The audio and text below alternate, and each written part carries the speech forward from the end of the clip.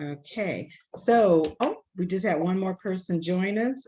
Lori, would you like to do a quick, your 30-second introduction before we get started with David? And then add the name of your company under your name. Oh, sure. Hi. I didn't realize that it was like this type of roundtable. I thought I was coming to listen to something, but hi, Well, everyone. you're listening. Okay. We want to know who's here. Okay. Hi, Pam. Lori Good Ferguson morning. from Horizon Blue Cross Blue Shield of New Jersey. I'm the Director for Diversity, Equity, and Inclusion. Okay, thank you.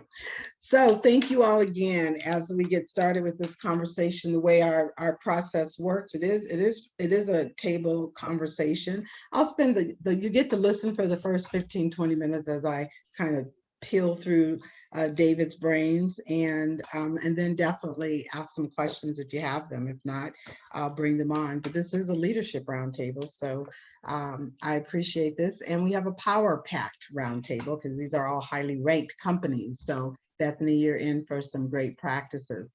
I'll bring you today, we have David Bubas, who is not only leads the Center of Excellence in Workforce for UPMC, which is a major healthcare system in the world. I'm going to have him do an introduction as well, but I'm just going to say a couple things about him. He actually was also recently named as one of the top 100 LGBTQIA executives in the nation. This is number 14. So this is the level of esteem we have with us this morning. So shout out to you for that, David, who's a humble soul and spirit. Love working with him. What is going to be interesting, David also spans from the academic side as well as in the workforce side and in strategy. So what's going to be great, and David, as I have you, do a little more introduction in the company spiel, but what I want them to know about you that's uniquely special, he literally not helps develop and engage others in strategy and brings the vision forward, but he's an executioner as well as an implementer. And those are unique skills to talk about. So I share that with you so that you can feel free to go deep if you need to. He's definitely has that acumen to do so. So with that, I bring forward with you my great colleague and friend, David Bubas. So David, good morning to you. And what do you do to keep yourself well out there in good old Pittsburgh? Pam, hello to everyone and good day. It is a true honor to be here. And Pam, thank you so much for your kind words and the introduction. And I'm really looking forward to getting to know the participants today and answering and engaging in conversation and learning as well. Pam, I do want to also acknowledge you, the Diversity MBA team, and your entire organization. I can truly say that your leadership, the efforts of your team, and what your organization continues to drive across this country and across the globe, and for me personally, and within UPMC, is tremendous. And I can't thank you and your organization enough. I truly believe the work that you lead for us and the way you go about it is truly what is needed and is very thought-provoking. As an organization like UPMC, which I'll talk more about who we are as well as myself, we have truly benefited on our journey and our efforts through the great work of Diversity MBA, through the survey, yes, but also through the learning interventions and these casual, informal talks that have been so beneficial. The survey review that you and your team do with us has always been a key component of helping us set and determine our strategy as well as implementation. So thank you for the opportunity to be here. And again, for those of you who are new to Diversity MBA or starting to learn more about the organization, I highly encourage you to connect with the folks on the Diversity MBA team because they are a great group of folks, a lot of insight, a lot of great talent. So thank you, Pam. As you said, my name is David Bubas, and I have the privilege of serving as the Senior Director of the UPMC Center for Engagement and Inclusion. UPMC, as Pam mentioned, is a large academic healthcare provider based in Pittsburgh, Pennsylvania, although our outreach is much beyond Pittsburgh and across the state. We have 40 hospitals, 800 doctor offices, 70 cancer centers, 28 community centers. We have an insurance services division that provides many products such as health insurance, but also employee assistance programs, return to work. We insure over 4 million members. And we actually manage 4 other healthcare organizations within different countries. China being our newest, where we're currently building some hospitals. We also do so in Italy, Kazakhstan, and Ireland.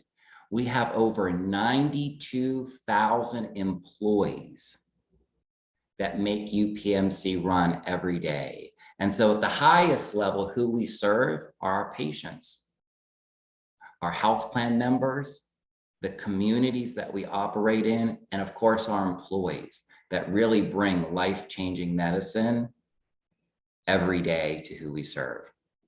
My department, the Center for Engagement and Inclusion, we're responsible for really determining and setting our diversity and inclusion agenda, the strategy and alignment across a very large academic medical center.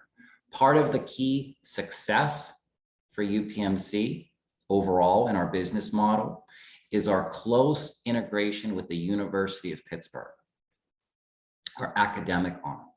In fact, when you think about how UPMC started back in the late 1980s, it really was the coming together of core hospitals within the Pittsburgh area and the University of Pittsburgh. So when you think about the mission of UPMC, it really focuses on 3 key areas. And all 3 of these areas are extremely important and they're integrated to our success. And that is patient care, it's research, it's finding the cures of today and the cures of tomorrow, and teaching. And teaching is so incredibly important. Just like as we learned from Diversity MBA, it makes us better.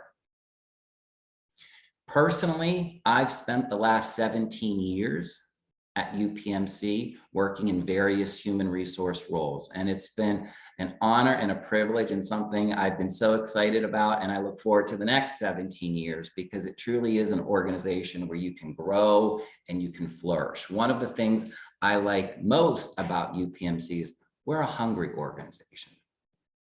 We're always looking to do better. And I think that's something unique about our culture and something that really sets us apart.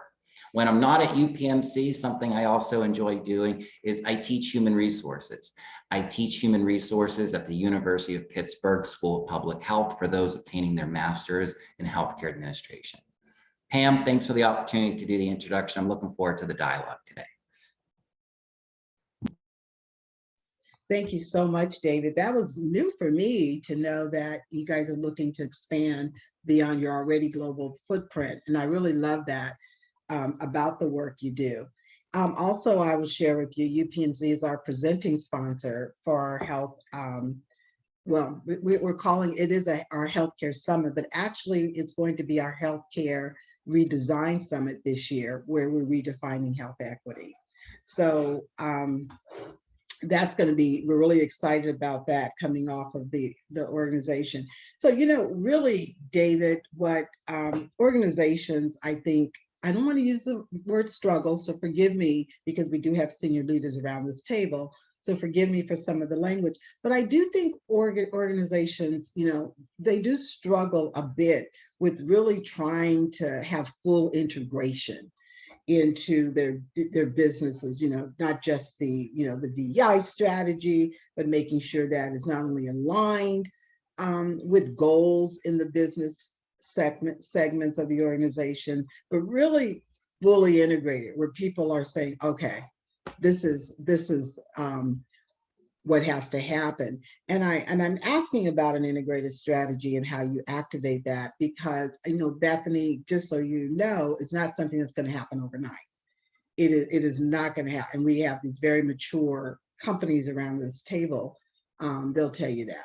So don't get frustrated with that. But one of the things you guys have consistently done very well, David, under your leadership is, making sure that you guys have a fully integrated DEI and workforce strategy. So you want to just talk a little bit about that? Sure, Pam. I appreciate the question. I think about the round robin we did moments ago and folks introduced themselves, and there's great organizations and great leaders on the call, and folks are at different stages of their journey. And one thing I applaud many organizations across our country, and I know within the Pittsburgh market where I'm based, we see more organizations starting to develop more intentional efforts from a diversity inclusion perspective. For us at UPMC, as we applaud those efforts, that's not our story necessarily, because we're not new at this. Diversity and inclusion, to Pam's point, is really integrated into our organizational culture. We take the approach of building it in versus bolting it on to who we are. We often say, no matter what your role at UPMC, you are a diversity and inclusion practitioner. Now, how did we really get there? And that's really defining our organizational culture. So very often when talking about things like culture, you start to hear some of it, it can kind of become buzzwords. But ultimately, if I were to define culture in an easy way, I would say it's the way we go about our work. Peter Drucker, the guru of management science, and one of my favorite quotes from him is, "Culture eats strategy for breakfast." I love that quote. I always remember it. And I think about it so very much related to diversity and inclusion, because for it to really be successful, it has to be built in. So how did we go about doing that? One of the very first things that we wanted to do as an organization, particularly when you think about our model at UPMC, we grew, and we grew really quickly. And how we grew was bringing on additional hospitals into our healthcare system while also developing new products and services, such as our insurance services, which started back in 1996. With that said, at the very top of our culture is our organizational values. And we defined them. How did we define them? With our employees and with our leaders together, saying this is who we are at UPMC. And a key component to our organizational values we brought into diversity and inclusion. When doing that, though, and having a lot of those conversations and talking about, well, diversity and inclusion, we had to break that down into what does that really look like every day for our employees, so that it's our employees who make it the reality. We want individuals at UPMC to walk into any of our facilities or work locations and know that UPMC values diversity and inclusion without having to put a tagline out there. Don't get me wrong, communications are important. Yeah, I appreciate really that. Want people to have that experience. And a way that we were able to do that is by taking our organizational values, breaking that down into those behaviors and setting it at the highest point. From that perspective, though, to Pam's question, we then looked at our operational goals. What are the goals of UPMC for today, but also over the next 5 years? And what we did through that approach of integration is bringing diversity and inclusion into those goals. It is very much, and I think this group would agree, that we're always open to conversation, that diversity and inclusion is the right thing to do. With that said, it's also critical for our business success. Healthcare is a very personal experience. When you're in a hospital, and unless you're having a baby, for example, it's usually not an experience that you're really excited to have. It's not like going to the amusement park. It's an overwhelming, scary experience. And there's a lot of different parts that make us who we are, that influence that experience. What we know is that we have the opportunity to serve our patients better by being not only a diverse workforce, but also integrating it within our patient care practices. And the way that we go about this is in various ways. It's in terms of the data that we collect and how we integrate that data into all of our outcomes and success measures. If that's patient experience, if that's quality outcome, and employee experience as well. So let me just ask you, as you're talking about, you mentioned behavior, and everyone is really, on this notion around the right behaviors that's going to drive change in this kind of integration. So what have you done at the various stages? Because you have, folks that are, on the ground, you have your first responders, your clinicians, folks that are directly responsible for patient care. And then you have, leadership around the organization, then folks in the middle running facilities. How do you guys introduce the behaviors, and how do those show up in your organization that everyone is able to lean into what you're expecting? Not just these leadership competency. I'm really talking about what the way you guys, the work you do to really bring it, champion it to the front levels. We took a very strategic and intentional approach by aligning our diversity and inclusion agenda, and specifically those values of what the behaviors look like, into all aspects of how we operate as an organization, particularly through the lens of the employee experience. Because as I said, those 92,000 employees, they're the ones ultimately that do the work every day for our patients, our health plan members, for the community. And so if you think about the employee experience in the various stages, there's no shortage of experiences we all have as employees, but what are the most significant ones that impact?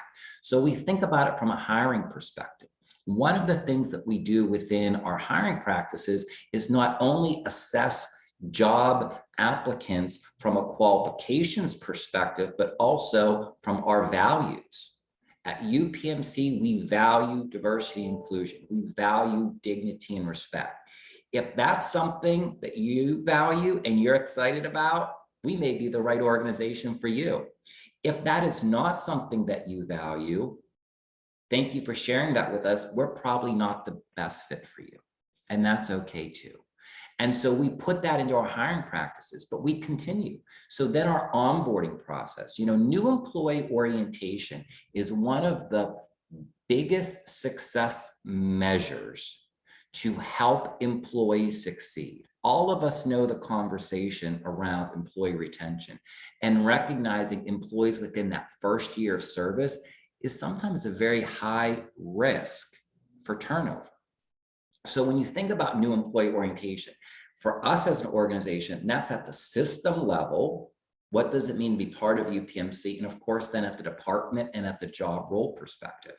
What we've done is focused our onboarding, particularly at that system level, on our organizational culture, and really breaking that down into really applicable day-to-day experiences of how we live our values at UPMC.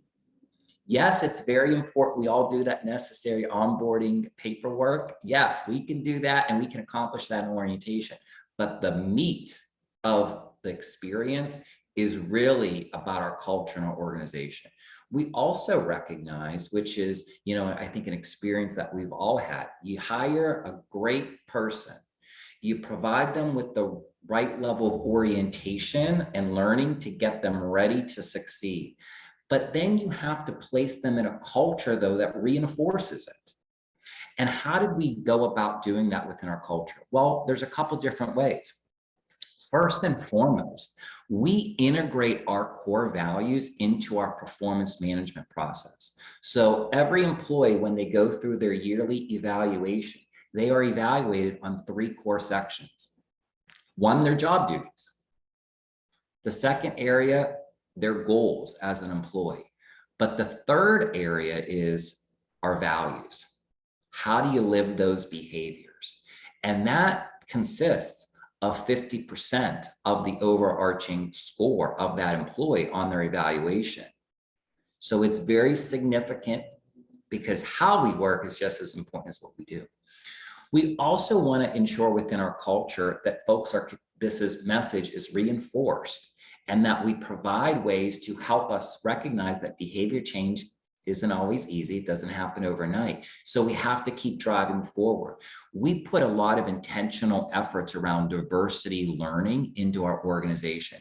We do require all employees at UPMC to complete 2 diversity learning forums every year. In addition to that, we then take a very intentional approach where my team facilitates additional diversity learning as we work in particular areas of focus, such as with our executives, with our managers, our supervisors, and with our staff. And we do so across the spectrum of diversity and inclusion core principles. So sometimes we're talking about unconscious bias. Sometimes we're talking about our value of dignity and respect, but also within the space of patient care, we're talking about cultural awareness and how to meet the needs of our patients. Lastly, I'll share, going back to Pam's question about how we bring this into that culture, is also within our rewards and recognition. Rewards and recognition at UPMC, they are value-based. And that was also really important because everything connects. So as I said, as you're hiring people and you're assessing them on these values, you're putting them in an onboarding program that reinforces it in an overarching culture, but also the way that we recognize those employees through different awards is really values-based. So this is really good. Thank you so much, David. And so because that's important to know how early on you guys are doing this. And that's why I think some organizations miss the boat, is that how early they need to introduce, their value-driven behaviors, and then how they should be, showed up, and to retrain your workforce consistently, continually, and holistically. I think the frequency of those things are critical.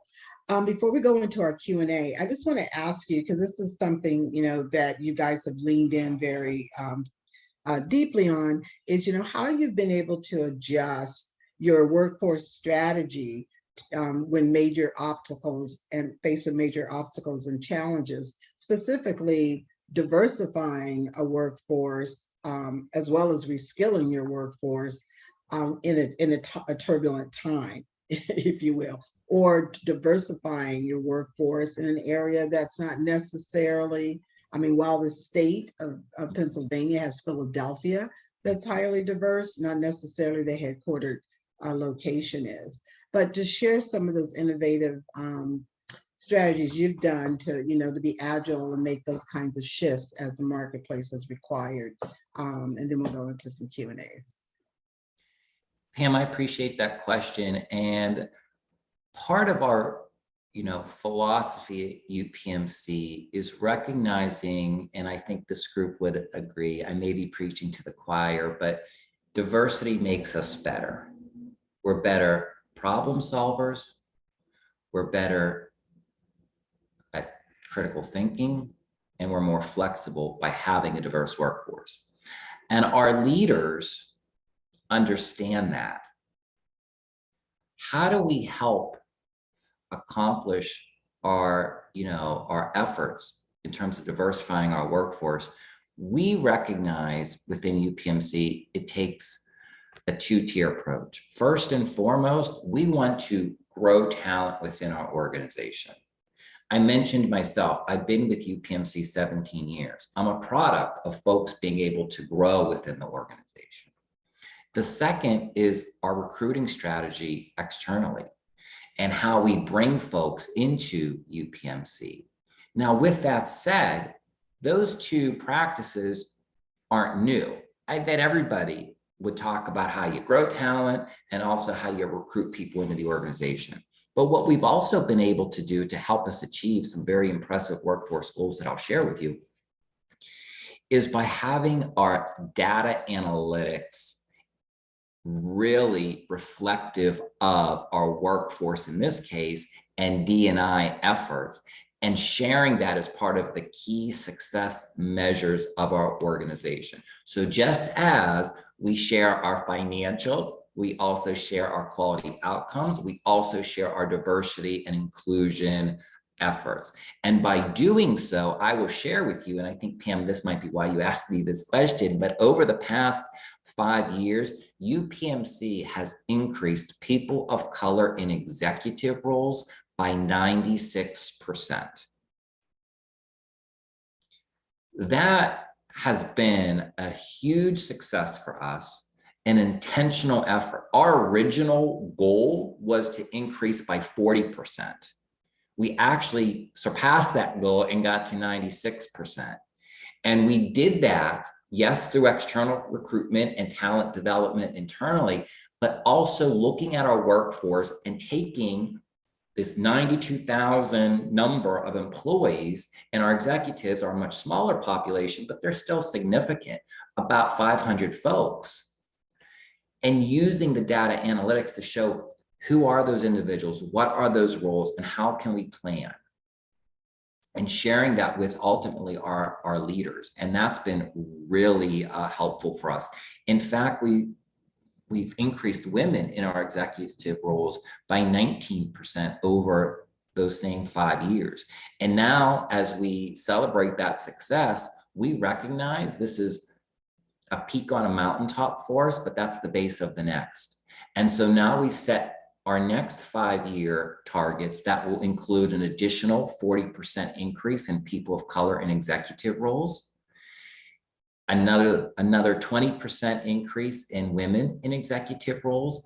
And then we looked at other job classifications. So when I say job classification, speaking, the Equal Employment Opportunity Commission language, where all employees ultimately through government terminology are lumped into a category.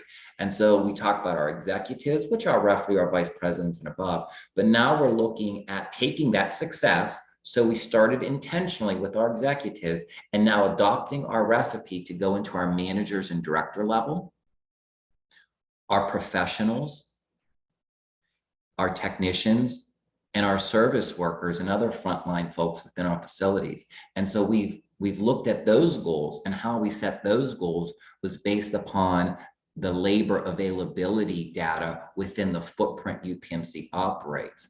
And so, as Pam mentioned, we operate heavily within the Pittsburgh area, but we also, for those of you familiar with the state and the region, we also operate across the state. We also operate in Maryland and New York. And so we utilize that labor data to see where we are in some of those other roles.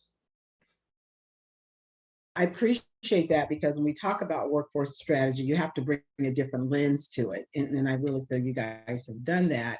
And not only, I would say, the reality, and we'll go to the questions that are being asked next, but the part of the reality is, and this is really, what we did around our survey, our rankings this year in representation. I mean, over the past, 2 decades, or probably forever actually, but really the past 2 decades, benchmarking organization has been giving a lot of credit to women, to the rise and advancement of women. And I believe falsely, well, let me take that back. I apologize for that. I believe on one level, we need to celebrate those milestones and recognize and acknowledge the advancement of women. But when you look and see that the advancement of women is talking 70 to 75% of one group, which was white women, you have to go back and look at your labor force data and geographics differently. So this year was real different. It was a tough thing for me this year. So we did give and acknowledge the credit for women, but we gave more weight to, so what we did, we gave credit to women, regardless of their ethnicity, white, black, blue, or green. If they were in the C-suite, we were giving good points, heavily weighted, because we don't care what ethnicity you are. We want women in the C-suite. But then when we look at the pipeline, if we didn't see, along with your women, with your white women, people of color in that pipeline, it was a different weighted average. And it really made a difference when it came to looking at building the pipeline. And those are the conversations I was having with all last year, and continue to have with organizations, that they have to do something different around reskilling their workforce and the way they diversify it. So thank you for sharing that, David, that information, that insight. So let's go back to some questions. In fact, I'll just go ahead, Ashley, and let you just ask the questions. You don't have to hear me talk. That's fine. I applaud you, David, for all that you all are doing.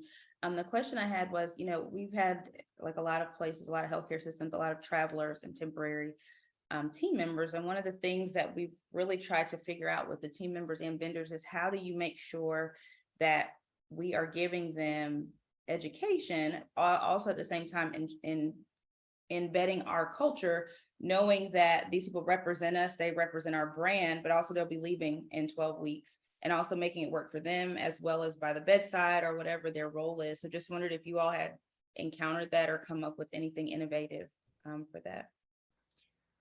Ashley, thank you for the question. And I think as folks within the healthcare industry, I think we can all relate to the staffing challenges that we have, the struggles, I'm going to use that word that Pam used earlier, and the opportunities, and thinking through the use of travel nurses or other roles and the impact. A couple things that we've really looked at. One is, we do include as part of our orientation that values piece with folks who are coming into the organization to provide services on behalf of. And for individuals who will be providing services on behalf of the organization as, let's say, a contracted service, which is a little bit different, we then, of course, would include that as part of their ongoing relationship with UPMC. The most, I think, innovative idea that we have deployed within the space is, we've actually started to create and implement our own travel nursing entity within our own organization. And so what we're doing is, we recognize that it is in a competitive market for employment, and that we ourselves, at this organization, are having employees who are considering traveling opportunities. Well, within our footprint, we have a lot of opportunities as well. And you can travel as part of a UPMC employment experience now. So we actually built this model, and it started with nurses, and we're looking at some other technician type roles that we'll be able to have, so that folks who are saying, I think traveling is for me, we're going to say, okay, we actually have traveling nursing roles now at UPMC, and your assignment, just like a travel nurse from an outside agency would be to go to this different hospital within this different unit for a period of time.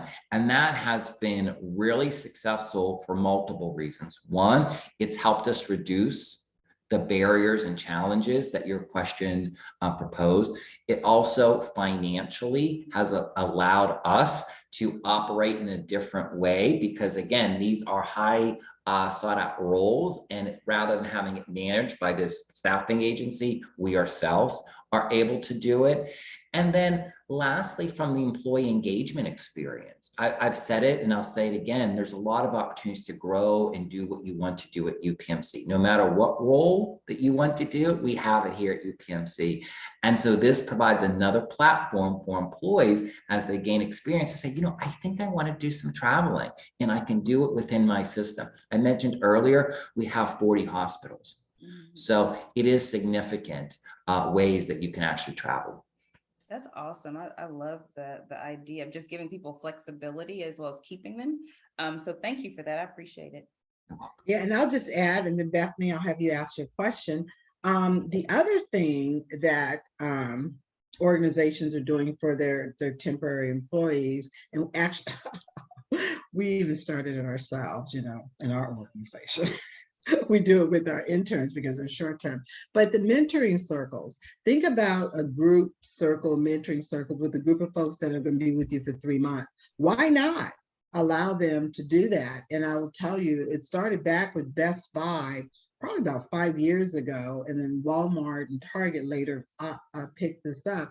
they started engaging. They even had like I don't want to call it mini, lack of a better term right now, but hybrid, let's call it hybrid ERGs for their part-time employees, so that they had a robust employee experience, and they made it work on the floor, by each store, being able to, determine what that culture looked like. So, be during lunch breaks, however they could do it to create engagement. But when the organization was doing, maybe a pride parade, say everybody in the organization was it, well, the part-time folks would be included in that and not excluded just because they were part-time, kind of thing. So there's all these different ways that you could do that. So that's really great to hear, the innovation that UPMC is continuing to do. So Bethany, this is a good question. I'm gonna let you go ahead and ask that one. Yeah, and Marathon Petroleum, we've for the longest time have just been located in the Midwest. We have been around for over 130 years. We're a very established company, doing really well financially right now, but looking at our DE&I metrics, not looking great, my personal opinion. And a lot of our employees, including some leaders, which is upsetting, just really don't see a need for change. Don't, like if it ain't broke, don't fix it. Like they don't recognize things as broken, or, you know what I mean? Like and David, everything you're talking about with analytics and weaving everything into the strategy, like that is my dream and what I know that we can do at Marathon. But it's just people don't even see that we need to do that. So any words of wisdom? Bethany, thank you for that question. I agree with what Pam was saying. This is a really good question, a really important conversation. And I appreciate your transparency and the leadership that you're bringing into this, because that's incredibly important. And not every day is easy. And I just want to compliment and thank you for your leadership, because I think that's incredibly important.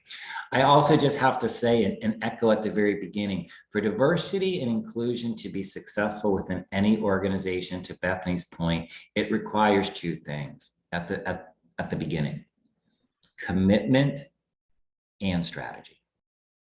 So you can have an organization that says, oh, I'm committed, we're committed, but if there's no strategy, it's the same story 10 years later and nothing's changed. Right, it's just on paper. Exactly. And sometimes folks put together these really nice booklets and websites and say, this is our diversity inclusion strategy and we're committed and all these things, but is there really true commitment? And so I think this is an incredibly important point. And when you're in a large organization, or you're in an organization with a very rich history that has been very successful, sometimes there is a level of this is the way we've done things, and not necessarily always looking at this as the innovative approach. And so one of the very first things that we do is we start to think about, how do we define diversity and inclusion? And when we do that with our individual leaders, we do so in a way that brings people to the table. So let's also be open and transparent and recognize that sometimes when you say the word diversity, it brings people together. And I think we could all turn on the news or pull up social media and say, sometimes you say the word diversity and it divides. And so with that said, within a corporation, within these organizations, by defining diversity, and I'll do it the way we do it at UPMC, as all the different pieces that make us who we are. We define it that way, bringing people in. Now, as we do that and recognize that becomes everyone, we then have to Pam's earlier comment when she talked about people of color, and specifically women, people of color, and breaking that down a little bit, we then use the data that you referenced to say, here are going to be the intentional efforts, and this is the why behind it. So what we do with those leaders is we speak the language of money. We speak the language of this is the business that we're doing. So I'll give an example within the healthcare industry. When we look at growing patient populations within the footprint that we serve, we see more of that within diverse communities. And so the need for us to ensure that individuals are choosing UPMC for their healthcare and that their experience is by far the best is incredibly important to our business success. And I would suggest that we would take that similar approach based upon what is the shining star, what is the financial scorecard for each of our respective organizations, and how do we then embed the diversity in that clear connection to, and this is what's going to happen. Look at your market share. One of the unique things I say, again, in healthcare, and this may very much be true in other industries as well, is everybody needs healthcare. So when we go to our local grocery store and we go shopping and we look at those magazine racks in the front as we get ready to check out, you see these magazines with particular covers and images. And many of those images appeal to who that target market is. You see the person going to the gym, or the person cooking, or the person who, likes race cars. And you see that and say, okay, that's who the audience is. In healthcare and in other industries as well, your target market is actually everybody. That, you know what, David, you brought forward the consumer side, and that's very significant. And I definitely open up for any other comments, but I'll tell you part of the reality, Bethany, is your CEO has made the commitment. You brought Jermaine Hunter, and I guarantee you. He didn't leave Clorox to come to Marathon on a quarter's notice. So you made an investment in leadership. So the commitment is there. And so now the work is beginning. And what your CEO doesn't want to happen is the market pressure that will eventually come without the change. Agreed. Because the world is changing. And so he's trying to get ahead of that. Yes. And so, and that's part of the reality. So but what I like what David said, and I think, and I would love definitely, Diana, Ashley, Laura, if you have something different to add or additional to add, please do. Organizations now have really broadened the depth of the meaning of diversity, equity, and inclusion, and really invested in time with their white men in their organizations, so they feel like they belong and they're included in this diversity journey, and not be segmented, us and them, and starting with a lot of the initiatives and the programs, but help to try and find and identify the experience David was saying that they can relate to, that now they become allies and they become part of the journey. So if there are any other examples, and if you guys would like to share, I know a lot of you guys are way along in your journey, but there were points, I'm sure, in your journey that, particularly you, Diana, in your journey, you're at a conservative bank that have lots of influences, that any additional nuggets to what David shared when an organization is early in. I mean, go pull some of the technology stories in the tech industry. Yeah, absolutely, Pam. I do know, and I reflect on our journey, that conversations with the executive leadership team were very, very important to our success thus far and continuing. So not only did I meet with the entire executive leadership team, then I got a seat on the team as well. And in addition to meeting with them, I had one-on-one discussions with the president of the organization at the time that we were starting our journey. And I also met with the first vice president. But I went to them strategically with different, there were some similar asks, some similar requests, and some that were specific to their role and their responsibility in the organization. I think it's important to take that time up front to think about that, because each of them have a certain amount of power and impact, but you also want to tug on their ability to influence people. So think about that, Bethany, as you plan out your next steps. But those conversations are critical. And then you start cascading them down to those individuals' direct reports. That's what I would add. Thank you for the opportunity. Thank you for that. Thank you for that. If there are not any other questions, I'll ask David one last question as we, oh my goodness, 4 minutes, I can't believe it. But just real quickly, David, with the notion of, let's put you on the spot here, with the notion of the organization going from diversity and inclusion to now trying to make sure, oh, we have an equitable environment and we also have a culture of belonging. How, how do you quickly react to all of this has always been a part of what you do, and it's how you tell that story, and how UPMC has done that. So how you can close out the diversity and inclusion, equity, and belonging journey to always have been part of your footprint and to remind people of that.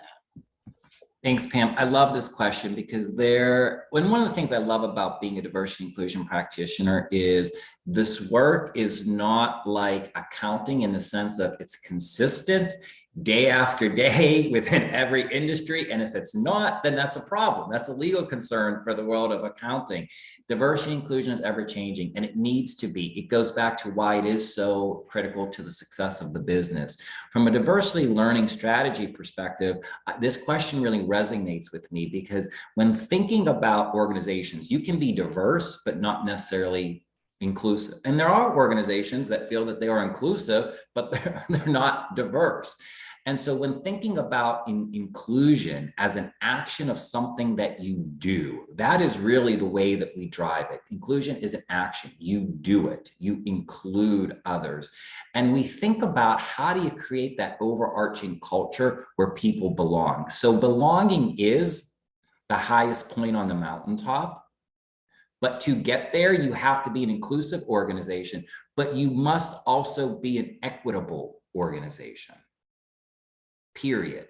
And so you really need to break down what equity looks like. And we've done that in the lens of employee experience by looking at those most meaningful experiences that impact an employee and seeing that data by, for example, by race and ethnicity. So yes, looking at hires like we've talked about, but also looking at compensation, performance management rating scores, promotions, turnover. We look at all of that information on a quarterly basis and we break it down by demographics to see, is there a gap? And if there is, why? Because you can't be an organization truly that is one people will feel that they belong to without being an inclusive culture. But that inclusive culture is the actions, the behaviors.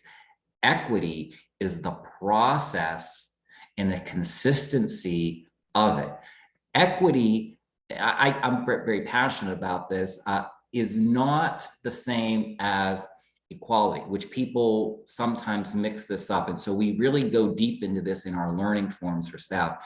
In fact, my next learning form for all staff at UPMC is going to be based upon equity and breaking it down by behaviors. And what we have to teach the learner is thinking through that difference of equality and equity and the why behind it and what is truly needed so that everybody does belong. How we measure that success is we do our employee engagement survey on a yearly basis, and we break down by demographic what that engagement score looks like, and we build into it an index around inclusion and belonging. I would say while you celebrate the successes of the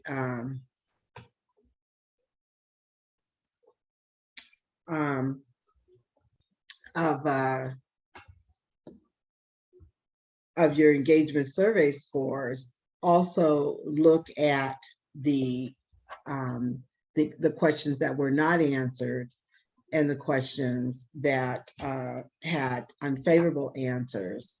And that's where the, the intention, at the levels of your employees with their experience, be it, with the manager, a peer, or what have you, but something's happening on that team that you want to drill down in, because 2%, some organizations, could be 2,000 employees, and you might not be your 89,000 that are satisfied, but those 2,000 can turn into, those numbers can double and triple. So absolutely, I thank you so much for that. And I love, David, what you define, this is probably, you guys can let me know if you agree with this. This was the best definition of the different distinction between inclusion and belonging that I've heard. That inclusion is an act, because everybody's always, oh, you're included, you're invited to the table. Excuse my French, bullshit. I can be invited to the table, eat the same thing you eat, and still call you names as I'm chewing and swallowing. Okay, so excuse the French. Oh, we're recorded. BS. And the belonging, you have to be an equitable organization. And we're shifting. We're shifting as cultures, you guys. So Bethany, your organization has to be an inclusive, belonging culture to differences, all kinds, before you bring somebody new in there, right? And then when you bring them in, then they'll be embraced and they'll stay. And that's the shift that has to occur today. And I think those are organizations are going to be really successful. Mhm. Okay, guys, we have 1 minute, and David, thank you so much for this rich sharing. One of our Hall of Fame companies and previous #1 companies, now we know why. So thank you so very much. Thank you guys all for your sacrifice of time, for joining us this morning. It was great to have you and share with your good questions. I appreciate that. And so this is what we do is these are going to be available for our members. And I will ask all of you are members, this is members only. You'll be reached out by Erica for your team members to get trained on your portal. So you can go in and get a bunch of them or whatever you need and as resources. So when you see those come through, let me stop this recording. Thank you, Pam. Thank you, Diversity MBA, and thank you to all the participants. It's been a pleasure. So thank you very much. It's been awesome. So Thank you all. guys. Yeah, this has been wonderful. Thanks so much. Awesome. And feel free, you guys, for you to know that this is, these forums are open to whomever want to join in your team. And that's, there's a recording. That's one reason we are recording these so that we can share